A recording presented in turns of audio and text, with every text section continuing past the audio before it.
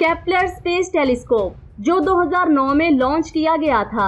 इस टेलीस्कोप के जरिए साइंटिस्ट को पता चला कि हमारी जमीन के अलावा भी ऐसे प्लैनेट्स हो सकते हैं जहां लाइफ मौजूद हो सकती है। ऐसे प्लैनेट्स को नासा ने पोटेंशियली हैबिटेबल प्लैनेट्स का नाम दिया है। जब 2017 में केपलर स्पेस टेलीस्कोप ने हमारी जमीन से 40 लाइट ईयर दूर ट्रैपिस्ट-1 स्टार सिस्टम को ऑब्जर्व किया तो तमाम साइंटिस्ट हैरान हो गए, क्योंकि ये पहली बार था जब साइंटिस्ट ने किसी दूसरे सोलर सिस्टम को ढूंढा था। इस स्टार को 7 प्लैनेट्स ऑर्बिट कर रहे थे। इनमें से 2 प्लैनेट्स ऐसे हैं जो अपने स्टार के हैबिटेबल जोन में मौजूद हैं। क्या ये प्लैनेट्स फ्यूचर में हमारे होम प्लैनेट्स हो सकते हैं? और क्या इन प्लैनेट्स पर हम अपने सबसे एडवांस स्पेस टेलीस्कोप यानी कि जेम्स वेब स्पेस टेलीस्कोप के जरिए लाइफ को ढूंढ सकेंगे? आखिर ये टेलीस्कोप हैबिटेबल प्लैनेट्स को ढूंढने में किस तरह हमारी हेल्प करेगा? आइए आज की वीडियो में जानते हैं। नासा ने केपलर स्पेस टेलीस्कोप के जरिए 5000 से भी ज्यादा एक्सोप्लैनेट्स को ढूंढा है। इनमें से कुछ प्लैनेट्स अपने स्टार के हैबिटेबल जोन में मौजूद हैं। इस वक्त ये टेलीस्कोप स्पेस में भटक रहा है। केपलर स्पेस टेलीस्कोप के बाद नासा ने टेस्ट स्पेस टेलीस्कोप को लॉन्च किया, जो इस वक्त एक्सोप्लैनेट्स को ढूंढ रहा है। एक्सोप्लैनेट्स को ढूंढने में अब इस टेलीस्कोप की मदद जेम्स वेब स्पेस टेलीस्कोप कर रहा है। ये टेलीस्कोप इतना ज्यादा एडवांस है कि हमारी जमीन से ही एक्सोप्लैनेट्स की इमेज ले सकता है, जो कि इससे पहले नामुमकिन था। यहाँ पर मैं आपको बता दूं, सिर्फ हैबिटेबल जोन में आने की वजह से प्लेनेट पर लाइफ पॉसिबल नहीं हो सकती, क्योंकि मार्स भी हमारे सूरज के हैबिटेबल जोन में मौजूद है।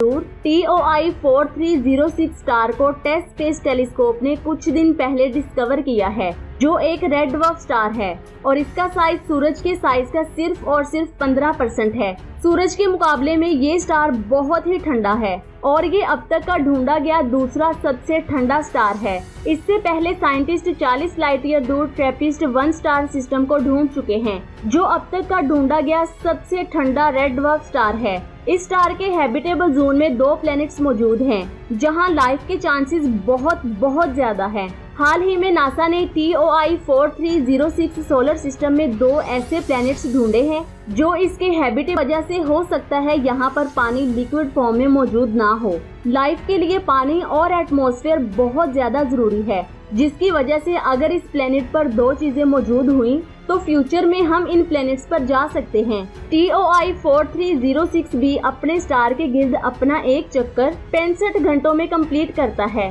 क्योंकि ये प्लैनेट अपने स्टार के बहुत ज्यादा नजदीक है और साइज में हमारी जमीन से बड़ा और मैसिव है। अगर कोई रॉकी प्लैनेट हमारी जमीन से बड़ा हो तो उसे सुपर अर्थ कहा जाता है। TOI 4306 भी अपने स्टार से 28 लाख किलोमीटर दूर है, जिसकी वजह से ये हमारे चांद की तरह टाइडली लॉक्ड भी हो सकता है। अगर ये टाइडली लॉक्ड हुआ तो इसकी एक साइड हमेशा अपने स्टार की तरफ रहेगी, जिसकी वजह से इसकी एक साइड बहुत ज्यादा गर्म होगी और दूसरी साइड बहुत ज्यादा ठंडी होगी। तो ऐसे में इसके दरमियान में लाइफ मुमकिन हो सकती है। यहाँ पर मैं आपको बता दूं, प्लैनेट्स के पास अपनी कोई भी लाइट नहीं होती, जिसकी वजह से उन्हें डायरेक्ट ऑब्जर्व करना बहुत ज्यादा मुश्किल हो जाता है। इसीलिए इन्हें स्टार की लाइट की बिना पर ऑब्जर्व किया जाता है। इतनी दूरी पर मौजूद इन प्लैनेट्स को टेस्ट स्पेस टेलीस्कोप नहीं देख सकता, जिसकी वजह से NASA James Webb space telescope को एक्सोप्लैनेट के एटमॉस्फेयर के बारे में जानने के लिए इस्तेमाल कर रही है।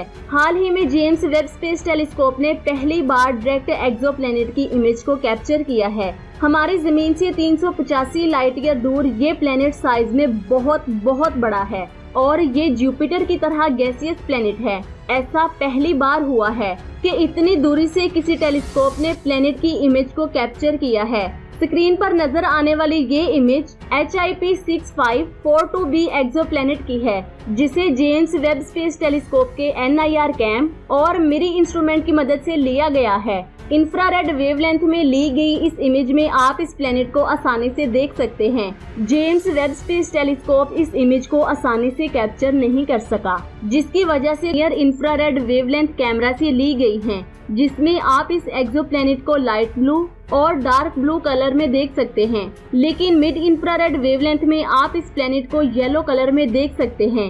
और इसके होस्ट स्टार को व्हाइट कलर में नोट किया गया है ताकि आप आसानी से इस सिस्टम को समझ सकें। अगर देखा जाए तो पहली बार जेम्स वेब स्पेस टेलीस्कोप की इस इमेज से हमें पता चला है कि हमारे सोलर सिस्टम से बाहर एक दुनिया मौजूद है जो इस तरह की दिखाई देती है। अब scientist James Webb space telescope की मदद से तमाम एक्सोप्लैनेट्स को स्टडी करने वाले हैं। प्रोक्सिमा सेंटोरी बी से लेकर हमारी जमीन से 12 लाइट ईयर दूर टी गार्डन बी प्लैनेट और ट्रैपिस्ट 1 स्टार सिस्टम के 7 प्लैनेट्स को अगर हम जेम्स वेब स्पेस टेलीस्कोप के इंस्ट्रूमेंट जैसा कि स्पेक्ट्रोग्राफ और NIR कैम की मदद से देख सकेंगे तो ये हमारे लिए बहुत बड़ी कामयाबी होगी।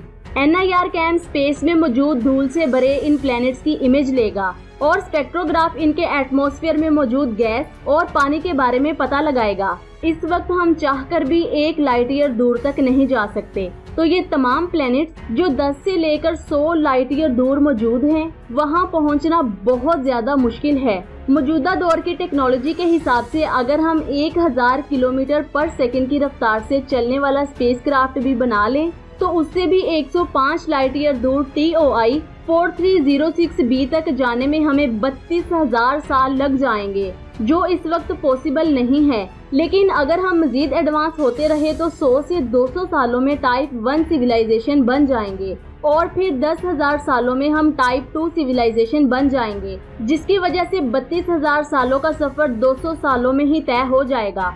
अगर हम worm hole, antimatter engine, black hole starship और फ्यूजन स्पेसशिप बना लें तो 200 सालों की बजाय हम अपनी लाइफ में ही यहाँ पहुँच सकते हैं, क्योंकि ये तमाम स्पेसशिप बहुत ज्यादा एडवांस होंगे। फिलहाल 5000 एक्सोप्लैनेट्स में से सिर्फ कुछ प्लैनेट्स ही ऐसे हैं जहाँ लाइफ मौजूद हो सकती है। नासा को सबसे ज्यादा उम्मीद 40 लाइट ईयर दूर ट्रैपिस्ट 1 स्टार सिस्टम के प्लैनेट से है। अब देखते हैं कि जेम्स वेब स्पेस टेलीस्कोप हमें इस सोलर सिस्टम के बारे में क्या इन्फॉर्मेशन देता है। जैसे ही जेम्स वेब स्पेस टेलीस्कोप की न्यू अपडेट आएगी तो उस पर भी वीडियो बनाई जाएगी। लेकिन आज की वीडियो आपको कैसी लगी नीचे कमेंट्स करके जरूर बताएं। अपना बहुत सारा ख्याल रखें, दुआओं में याद रखें। अल्लाह हाफिज।